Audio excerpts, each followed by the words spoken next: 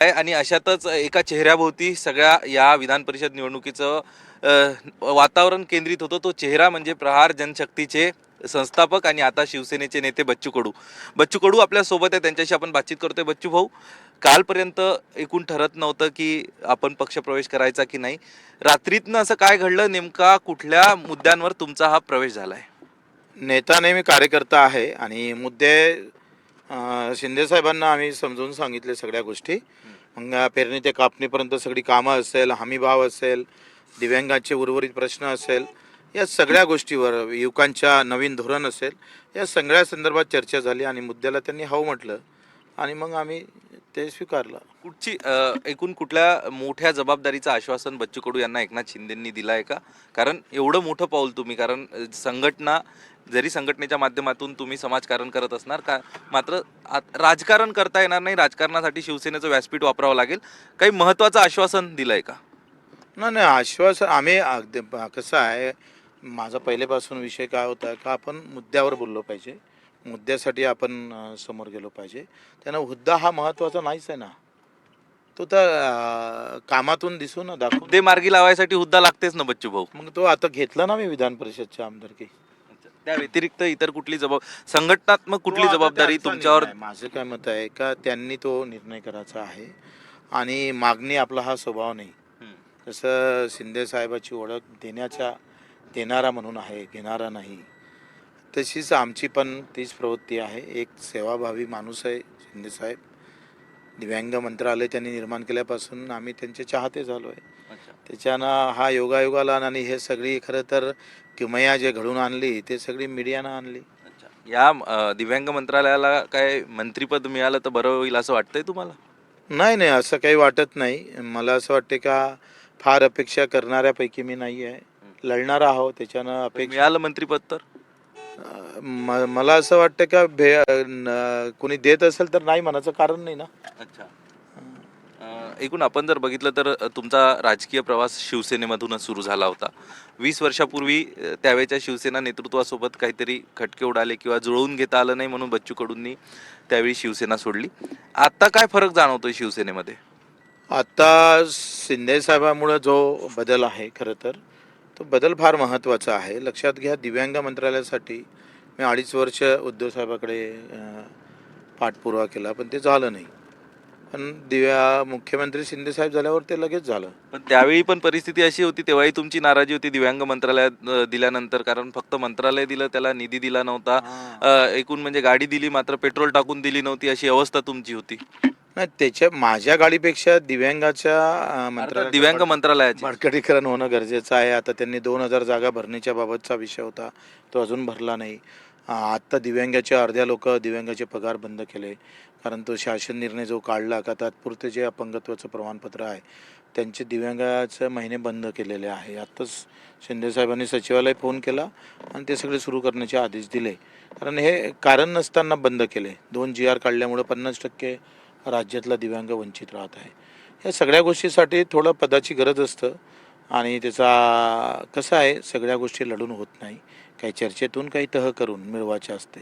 हा छत्रपती शिवाजी महाराजांचा नेहमीचा विचार राहिलेला आहे आणि तो विचार घेऊन कधी चर्चा, कधी तह, कधी लढू. या तहात मात्र संघटना कुठेतरी तहात डावाला लागली असं वाटतंय का? नाही नाही, असं कसं लागणार आहे. तुम्ही एक सांगा, आम्ही 25 वर्ष काम केलं, फार लढलो आहे आणि आता ताकद पण सगळ्या गोष्टी पाहतो का बदलता जो समाज आहे, ट्रेंड. जात, धर्म, पंथ आणि याच्यात आपण आम्हाला कळलं की फार आपण टिकू शकणार नाही.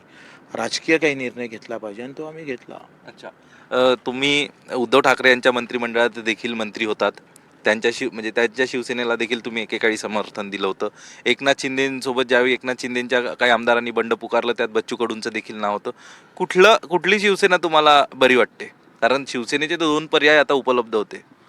मला असं वाटतं का आत्ता जे शिवसेनेनं काम केलेलं आहे, तर माझ्यासाठी तर कर्जमाफीमध्ये शिंदेसाहेबांचा पुढाकार, दिव्यांग मंत्रालय असेल, या सगळ्या गोष्टीसाठी जो पुढाकार घेतला, खरं तर त्याचे चाहते आम्ही झालो आणि त्याच्यामुळंच ही जवळीकता वाढली. महाविकास आघाडीत असणारा सगळा सावळा गोंधळ वाढला आहे का, आणि तेही देखील यामागचं एक कारण आहे का?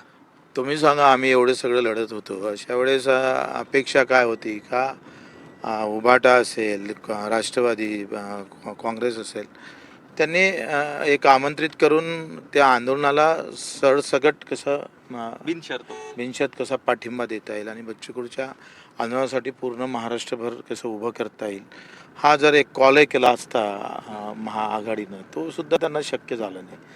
म्हणजे आपण जर पाहिलं तर विरोधी पक्ष असताना त्यांच्या ह्या भूमिका फार महत्त्वाच्या होत्या आणि अशा वेळेस शिंदेसाहेब आमच्या संपर्कात नेहमी राहिले, कामात आले. इवन मुख्यमंत्र्यांसोबत जी बैठक झाली त्याच्यासाठी महत्त्वाचा कर्जमाफीच्या वेळेस त्यांनी भूमिका निभवली, ते फार महत्त्वाचं राहिलेलं आहे. मग ही ही जी आहे ते दक्षता ह्या घेणं गरजेचं असतं ना.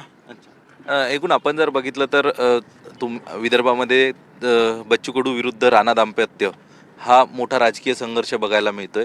आता तुम्ही जरी शिवसेनेत प्रवेश घेतला असला तरीही शिवसेना महायुतीचा भाग आहे, तुम्ही महायुतीचा एक घटक झाले आहेत. तुमच्या प्रवेशानंतर या संघर्षावर राजकीय पडदा पडेल असं वाटतंय का? नाही नाही, संघर्ष काही व्यक्तिगत नाही आहे, खाजगी नाही आहे. काही बोलण्यातून, काही विचारातून झालेला आहे. त्याच्यानं मला असं वाटतं का रवी राणा असेल किंवा अधिक कोणी असेल, यांच्यासोबत संघर्ष करून काय भेटणार आहे? आम्ही शेतकऱ्यासाठी संघर्ष करू ना, दिव्यांगासाठी संघर्ष करू. माझं नेहमीचं हे राहिलं आहे का आपण हा संघर्ष व्यक्तिगत किंवा कोणत्या पार्टीविरुद्ध केल्यापेक्षा हा संघर्ष सामान्य माणसासाठी उभा करणं अधिक सोयीचं राहील. येत्या काळात जर पुन्हा कुठतरी असं वाटलं की आपण ज्या लोकांसाठी ही भूमिका घेतलेली आहे त्या लोकांना योग्य न्याय मिळत नाही, तर खरी ओळख असलेले, संघर्षाची ओळख असलेल्या बच्चू भाऊंचा स्वभाव पुन्हा पक्षात देखील बघायला मिळेल. मला वाटतं एकनाथ शिंदे साहेबांवर विश्वास आहे आणि मी पहिलेच सांगितलं की मी फक्त आमदारकीसाठी येत नाही, या मुद्द्यासाठी येतो आहे आणि त्यांनी हो म्हटलं. त्याच्यानं मला पूर्ण विश्वास आहे की ते या मुद्द्यासोबत ताकदीनं उभे राहील. बच्चू भाऊ, ज्यावेळी एकनाथ शिंदे यांनी बंड पुकारलं होतं, गुवाहाटीला गेले होते, त्यावेळी बच्चू कडू हे गुवाहाटीला जाण्यामागचं एक प्रमुख कारण होतं राज्याचे विद्यमान मुख्यमंत्री देवेंद्र फडणवीस यांनी तुम्हाला विनंती केली, त्यावेळी तुम्ही एकनाथ शिंदेच्या पाठीशी उभं राहिलात, हे आता जगजाहीर आहे.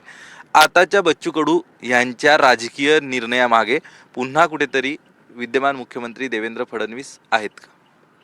हां, असं काही मला वाटतं. शुभेच्छा आहेत का त्यांच्या असेल ना, आता त्या काय युतीत असल्यामुळे त्यांच्या शुभेच्छा असणारच आहे. आणि मला असं वाटतं का तेव्हा पण दिव्यांग मंत्रालयासाठीच आम्ही गेलो. तुम्ही सांगा, मला मंत्रिपदासाठी आग्रह करता आला नसता? आम्ही कधी आग्रह करताना दिसलोय? आम्ही त्यांना सांगितलं का आम्हाला मंत्रिपद नाही दिलं तरी चालेल, पण दिव्यांग मंत्रालय तुम्ही द्या. दिलं तर स्वीकारणार ना तुम्ही मोठ्या मनानं? कसं आहे, आखरी कर्तृत्वातून ते मिळवलं पाहिजे. असं आलो आणि मंत्रिपद झालो याच्यात काही आम्हाला रस नाही आहे. अच्छा. मग संघटना म्हणून आपण बघतोय की अलीकडच्या काळात आपण जर बघितलं, विदर्भात काही ठिकाणी संघटना म्हणून शिवसेना अत्यंत कमकुवत ठरलेली आहे. अशा परिस्थितीत तुम्ही पक्षामध्ये येताना पक्षवाढीचा, संघटन वाढीचा काही तुमच्या डोक्यात प्लॅन आहे का? जिथं कमी आहे संघटना तिथं पूर्ण ताकदीनं उभं करू आणि मी त्याच्याचसाठी धावतो आहे. शेतकरी, शेतमजूर, आम्ही राजकीय ताकद शिवसेनेची वाढवायची आणि शिवसेनेची ताकद शेतकरी, दिव्यांगांसाठी आपण वापरायची. पण या पलीकडे जाऊन या सगळ्या संदर्भात जेव्हा तुम्ही निर्णय घेत होता, तुमच्यावर विश्वास ठेवणारे हजारो शेतकरी आहेत, दिव्यांग बांधव आहे, आणि सगळ्यात महत्त्वाचं एक असा घटक आहे बच्चू कडूंच्या मागे की ज्यांना या राजकारणाचा उबग आलाय, तो घटक, आणि ज्यांना बच्चू कडूची स्टाईल आवडते, बच्चू कडूच्या त्या ऑराचे ते फॅन आहे, अशा लोकांवर अन्याय होईल तुमच्या राजकीय प्रवेशाने. कारण असा घटक मोठा आहे तुमच्या मागे की ज्यांना हे सगळं राजकारण नकोय म्हणून ते तुमच्या सोबत. आता जरी वाटत नसेल पण त्यांचा जो भ्रम आहे ते आम्ही बाहेर काढू. कसं मी नेहमी सांगतोय का झेंडा जरी बदलला असेल तर अजेंडा कायम आहे, आमचं लढणं कायम आहे. त्याच्यानं मला नाही वाटत ते हे होईल, नाराज होईल. अच्छा, म्हणजे रस्त्यावरची लढाई थांबून आता थोडी वेगळ्या पद्धतीची लढाई लढतात. लढायला काय हरकत आहे? वेळ आली तर तेही लढा. हां, मी राज्यमंत्री असताना गेलो नाही दिल्लीला, आंदोलनात गेलो नाही. तेव्हा महाविकास आघाडीच्या सरकारमध्ये होता. हा, आता इथेही महायुतीचा आहे, दिल्लीतही महायुतीचा आहे. सध्याचं राजकारण माहिती आहे तुम्हाला. आपल्याच सरकार विरुद्ध दंड थोपटाची वेळ आली तर मला वाटतं चांगल्यासाठी का थोपटलं नाही पाहिजे, त्यात काय वाईट आहे? आखरी सत्ता तुम्ही सामान्य शेतकऱ्यासाठी मजुरांसाठीच आहे ना. आणि तिथं सरकार जर कुठं कमी ठरत असेल तर त्याचा आवाज बुलंद करायलाच पाहिजे आपण. किमान या राजकीय तुमच्या वाटचालीसाठी तरी उद्धव ठाकरेंच्या शुभेच्छा आल्या की नाही? नाही अजून काही आल्या नाही. सचिन आपले ते अहिर आहे त्यांनी दिल्या. अच्छा. हम्म. आपण बघतोय बच्चू कडू यांचा हा खरं तर त्यांच्यासाठी देखील हा निर्णय जो आहे तो काहीसा वेगळ्या प्रकारचा निर्णय होता. मात्र आज राजकीय निर्णय बच्चू कडू यांचा झालेला आहे आणि झेंडा जरी बदलला असला तरी अजेंडा कायम राहील अशा पद्धतीची भूमिका बच्चू कडू या ठिकाणी व्यक्त करतायत. कॅमेरा पर्सन कल्पेश सावर्डेकरसह अक्षय कुडकेलवार, NDTV मराठी, मुंबई.